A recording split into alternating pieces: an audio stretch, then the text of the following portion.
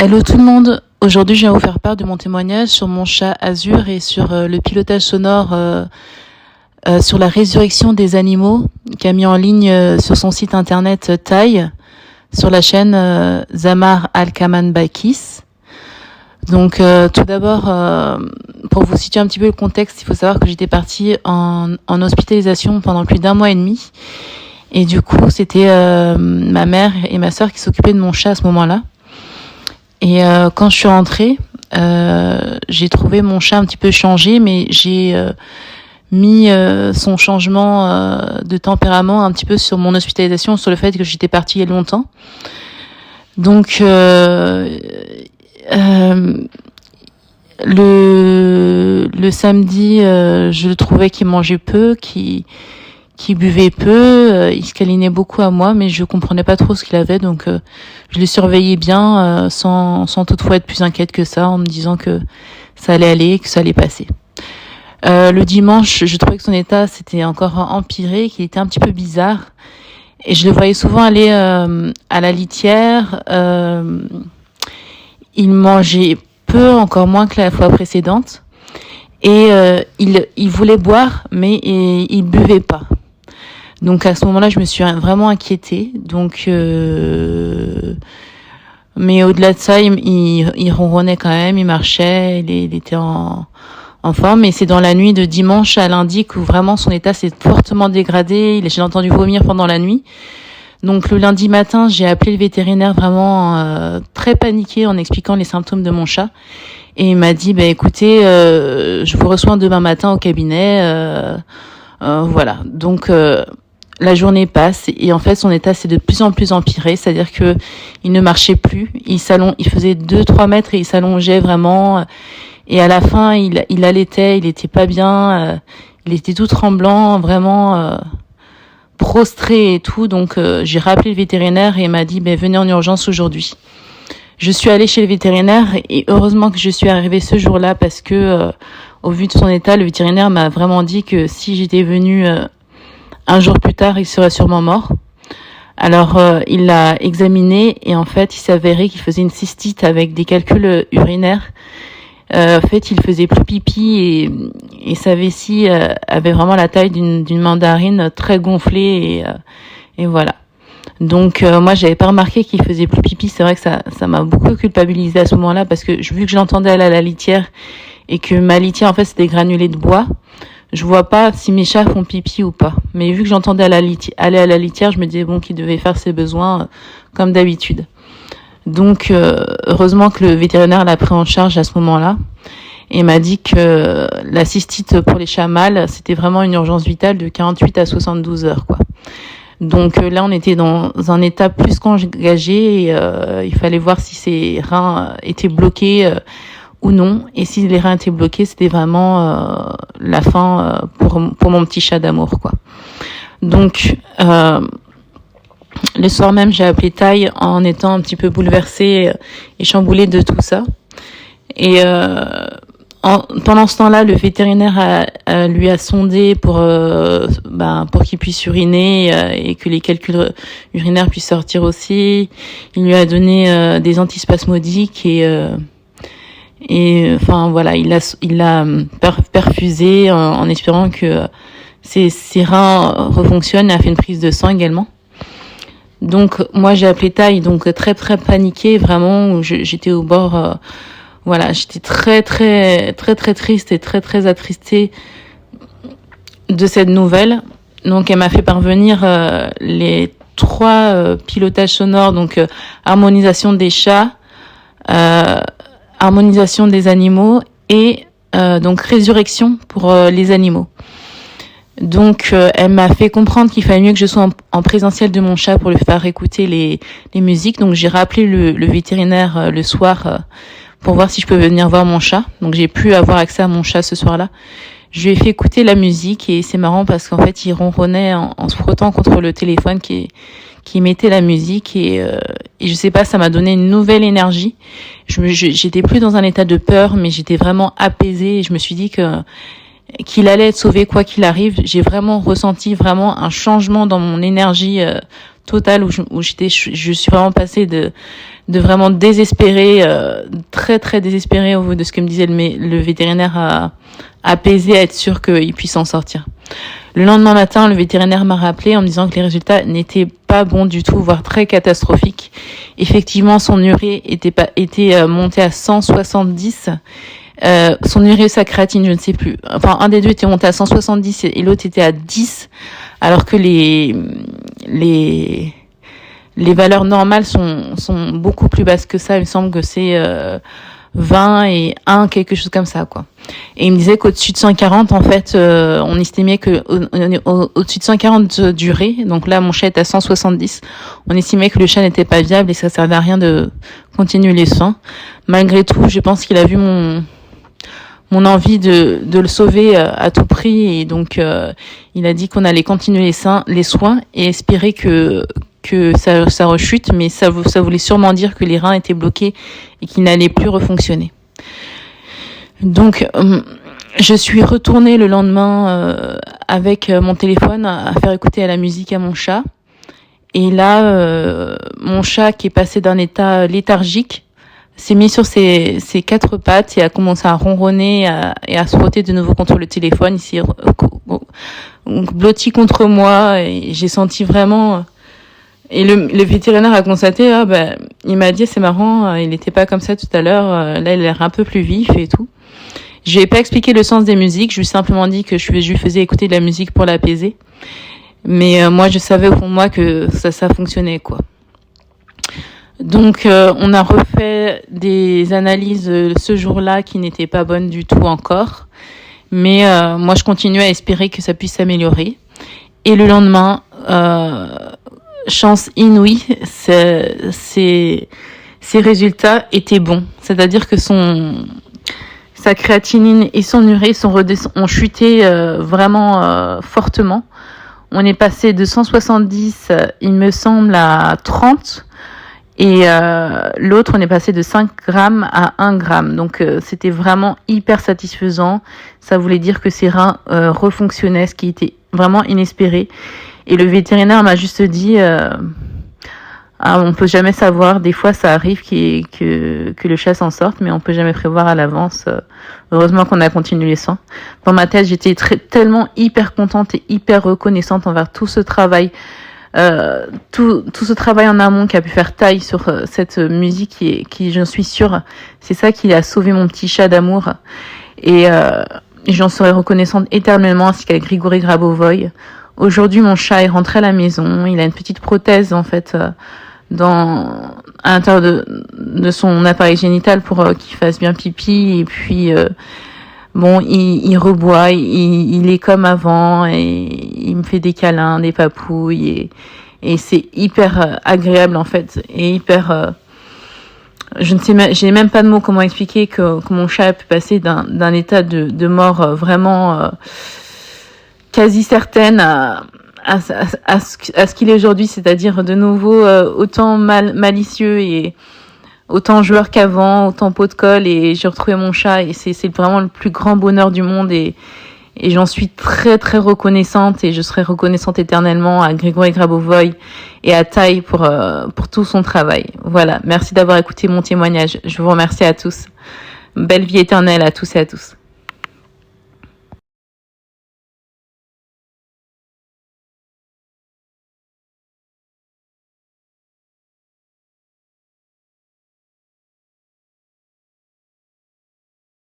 Bonjour, c'est Taille à nouveau avec vous. Alors, je suis ravie d'entendre d'aussi bonnes nouvelles.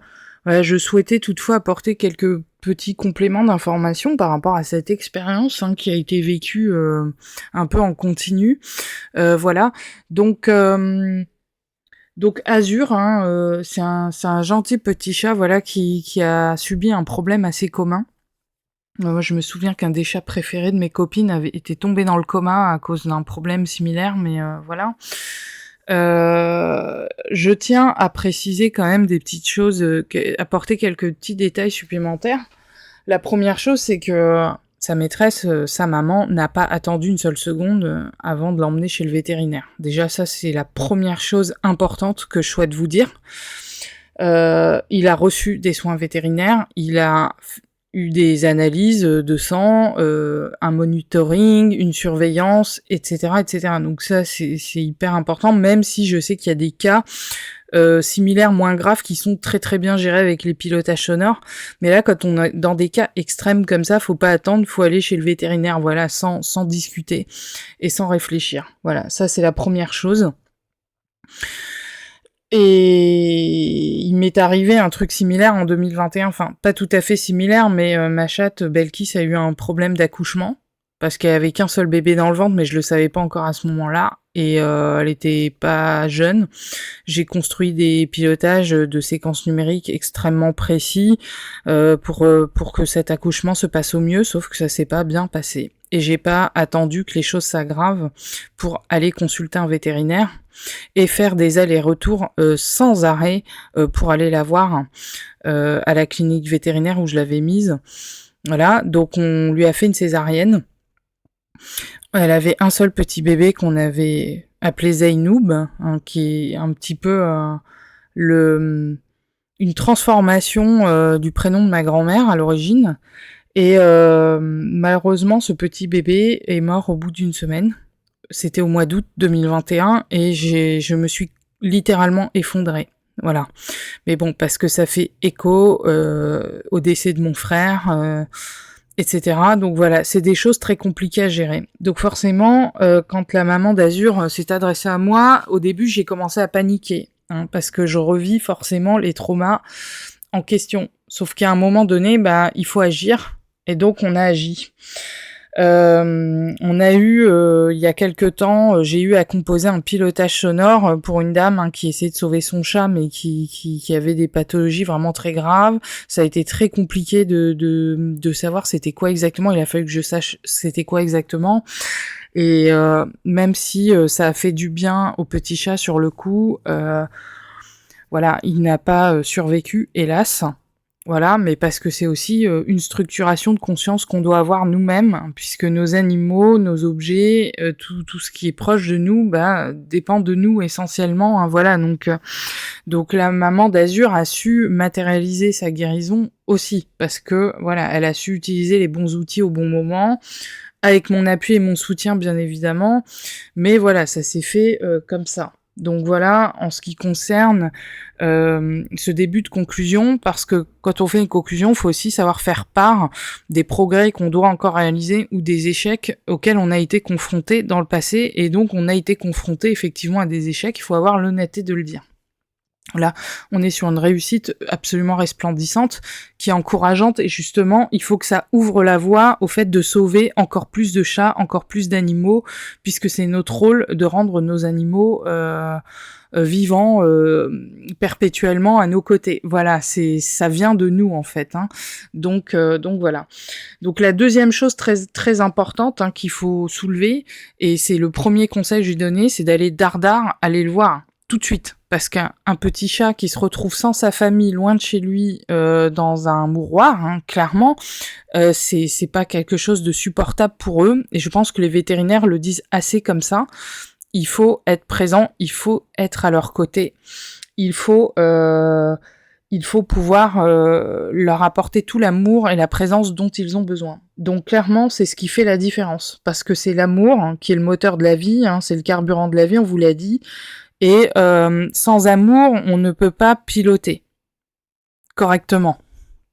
Donc sa maman, par son amour, par sa persévérance et sa présence, a manifesté également le fait que ces pilotages fonctionnent de manière optimale.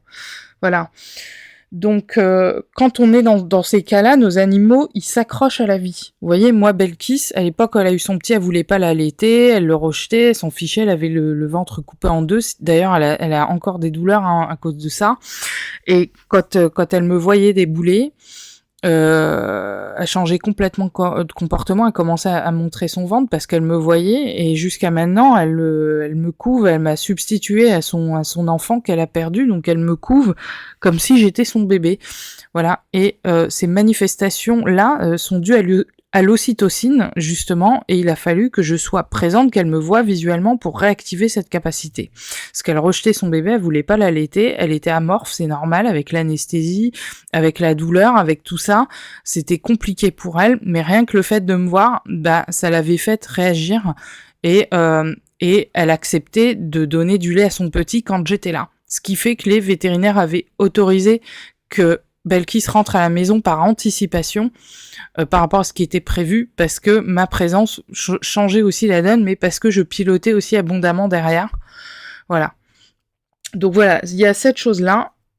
Dans la méthodologie qui a été appliquée, on a aussi appliqué le fait de travailler sur la photo d'Azur. C'est-à-dire que je lui demandais de se concentrer sur les photos d'Azur, parce qu'elle pouvait pas rester 24/24 dans la clinique vétérinaire, et elle mettait les photos plus la musique en sus, voilà. Et une fois qu'on a eu plus d'éléments sur ce qu'il avait, plus tard, j'ai vers la fin rajouté des concentrations, mais pas musicales, juste normales comme ça sur la photo, mais en allant chercher les séries numériques les plus précises possibles par rapport au problème, parce qu'au départ on savait pas vraiment.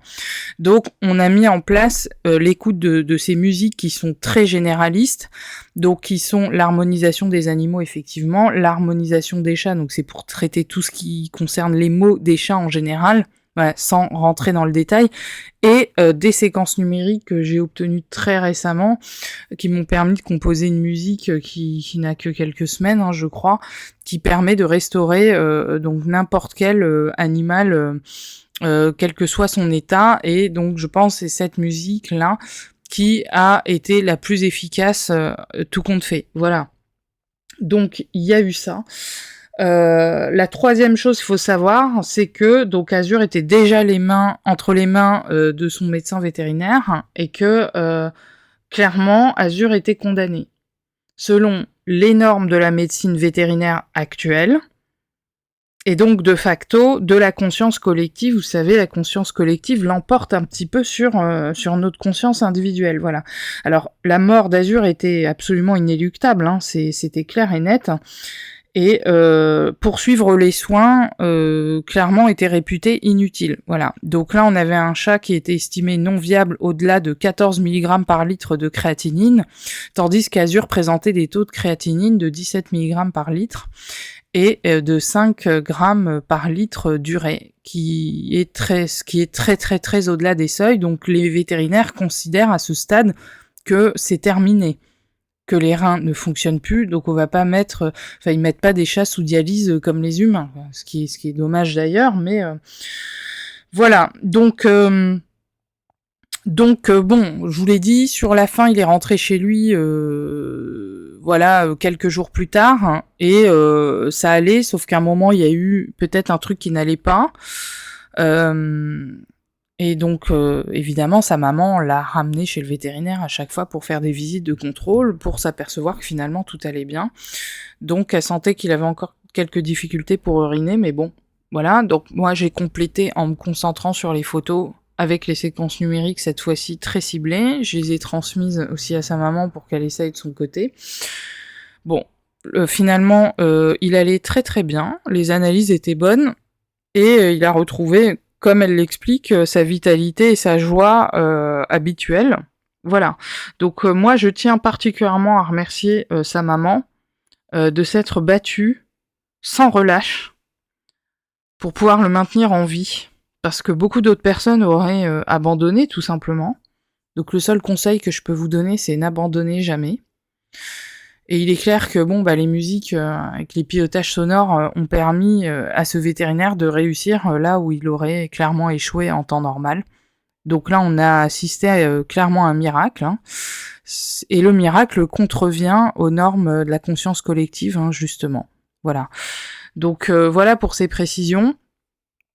Donc je suis très heureuse de vous faire part de cette bonne nouvelle, en dépit des échecs partiels qu'on a eu avant, parce que moi j'ai quand même sauvé ma fille Belkis, mais j'ai pas sauvé son bébé. Et il y a des conséquences pour ça, il y a des conséquences psychologiques pour les deux. Voilà, pour elle, pour moi.